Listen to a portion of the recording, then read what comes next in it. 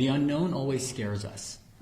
So, in my opinion, what are the risks, what are the benefits of social isolation? And we think that the risks of social isolation are too high. So you guys own and run this facility, is that correct? Mm-hmm. We have 7, yes, all of them. Yep. What would you say to critics who would say, well, they've got a stake in this game, they are pushing this data, or their representation of this data because they don't want to lose money? What would you say to those folks who say, I'm going to believe, maybe someone else who, the wider world scientific community who says these two doctors, despite their, intelligence, they have an ulterior motive? What would you say to those people? Talk to ER doctors who have no ulterior motive. They have the same viewpoint. There's a post today from a doctor from Wisconsin. I encourage you all to read it. I'll share his story with you. It is exactly what we're saying. And he eloquently displays, he's an ER doctor. He says, I'm walking into this war zone. Our ICUs are empty. I'm scared to go to my own place of work. There's no patients, but we have people in hazmat suits checking my temperature as I walk through the doors. He's like, something else is going on here. This is not about science, and it's not even about COVID. When they use the word safe, if you listen to the word safe, that's about controlling you. So when I talk to all my ER doctors who work in a hospital, no stake in the game, same opinion. That's how I'll answer your question. We all have the same opinion. So then you say that hospitals are losing money right now, most of them.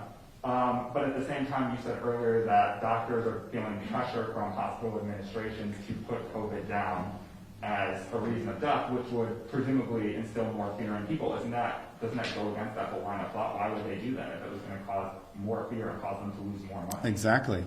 There's something else going on, and that's a different discussion. We don't know. I mean, we're just here to present the scientific facts. That's a political discussion. Yeah. So you think some hospital administrators are undercutting their own bottom line?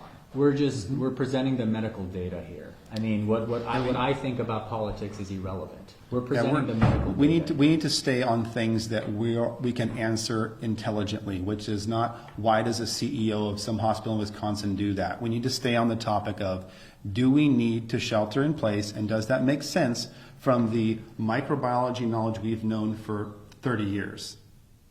The sciences haven't changed. We live our life in the life sciences. Biology, biochemistry, microbiology. So everything that you're asking us goes against that sheet of information. Why people do things at a hospital is not really our area of expertise. So from what we're seeing right now, it's time to open back up. The science says it is. The models we have been using from predictions to predict the amount of disease are not accurate. This information is accurate. It models the flu. Let's go back to work. That's what the data is saying. Not models. Data is saying that. Would you say, though, that, like a situation in New York City, that's not like a flu? The hospitals there are completely overwhelmed and swamped, and people, working in the ERs are dying from this. So, that's not just a flu type situation, right? Look at Italy in 2017. Hospital systems overwhelmed, people dying. Overwhelmed system from the flu. This happens from the flu. If you've been working in the ERs, I've seen multiple people, hallways full, people dying, news media there, stories going on from the flu. This does happen. It does. Okay, so this does happen. It's not just the flu. It's the flu. That's what I mean. That's exactly what I mean. People think it's just the flu. It's just coronavirus. What's the difference? You're used to the flu. You're used to saying it's just the flu. FLU, influenza, is something we've grown up with. You're used to it. You're used to it, right? If somebody commits suicide today, you're like, yeah, that person committed suicide. It's awful. Or if somebody dies today from the flu, they died from the flu. It's awful. Terrible. But we're used to it. We're not used to coronavirus. Not used to something brings fear. Human beings don't like change. I just, from the things that I've been reading, even, doctors working in the ERs in New York City, I haven't heard any one of them saying, oh, it's similar to a flu outbreak. They were pretty impacted by swine flu in New York City. Mm-hmm. But I haven't heard anybody really say, oh, it's just like swine flu was. Have you? They're getting hit hard. They're a hot zone. And we don't ride subways with 1,000 people in a small car that are this close. They had reasons for the disease. And coronavirus is shown to be very contagious. Let's be clear. It is contagious. We're not saying it's not. It may even be, from what I've read, more contagious and spread more rapid. But the actual cause of death and the disease cycle is similar to what we're seeing from the flu, with more of a respiratory component. You know, and they were screaming for ventilators. What percent of people die on ventilators? 80, 90%? Once you're on a ventilator, if you understand, you're in a bad shape. And they're screaming for 30,000 ventilators that they didn't use, right? They're screaming for a lot of things. 30,000, they used 5. How many 100% over did they order? How many hundreds of millions of dollars? Entire companies, GM, were forced to switch their production lines. For what? I'm saying the secondary causes of what we're seeing, oil shutdown. We have predictable negatives from lockdown. Predictable negatives. Corona has unpredictable negatives.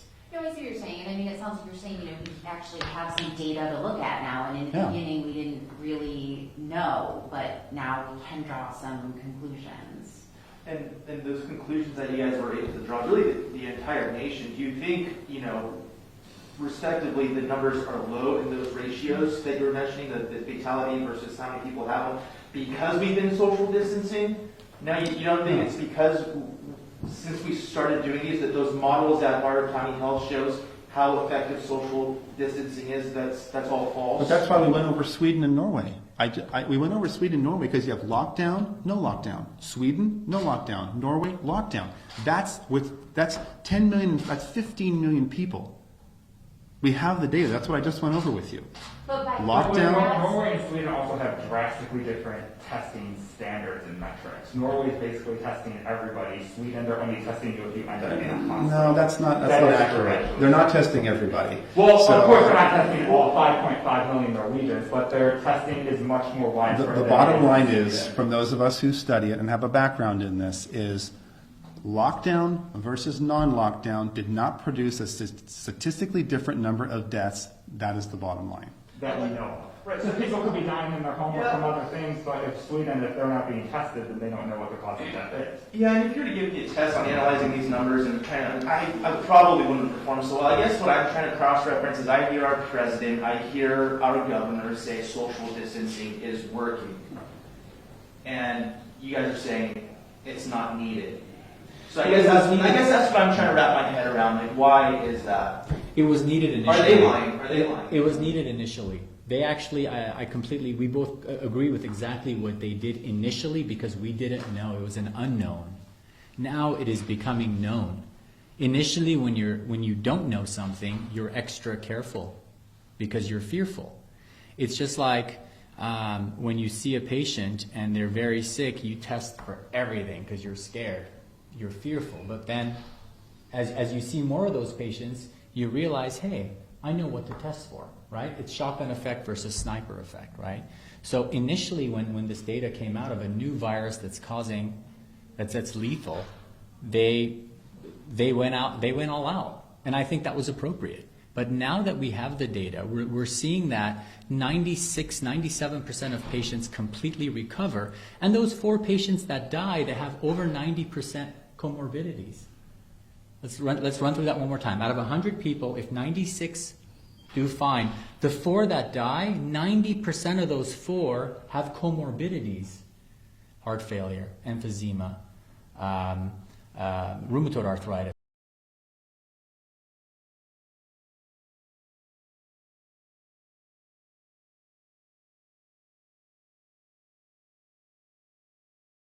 Tiny. So, and you think that differentiation of the conclusions that you doctors are drawing versus them is because they are academics or something along that line? What you were saying? Well, I think we're in the weeds. We work with this every single day, and the numbers don't make sense to us, and they don't make sense to ER physicians and physicians all over the country. It's not just us. Okay. And then my final question, just to make sure we get it right, I think you guys said this. Please get your first or last name, your spelling, please. Your first or last name, your spelling, please. Thank you, sir. Dan Erickson, that's DANERICKSON. Perfect, thank you. Artin, ARTIN, MASSIHI. Awesome, thank you guys. Thank you guys. Thanks for your time. ARTIN? Yes. Thanks, Graham. Hey guys, thank you so Thank you much. so much. I appreciate it. And you guys are the co-owners of Yeah. Accelerated Urgent Care? Okay. I'm just looking through to make sure that I answered all of Karen's questions.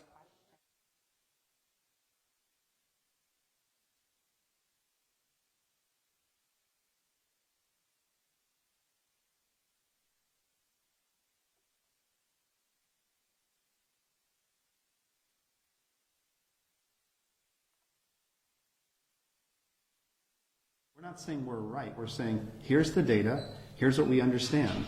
It's not a you're right and you're wrong thing. It's the way we interpret data.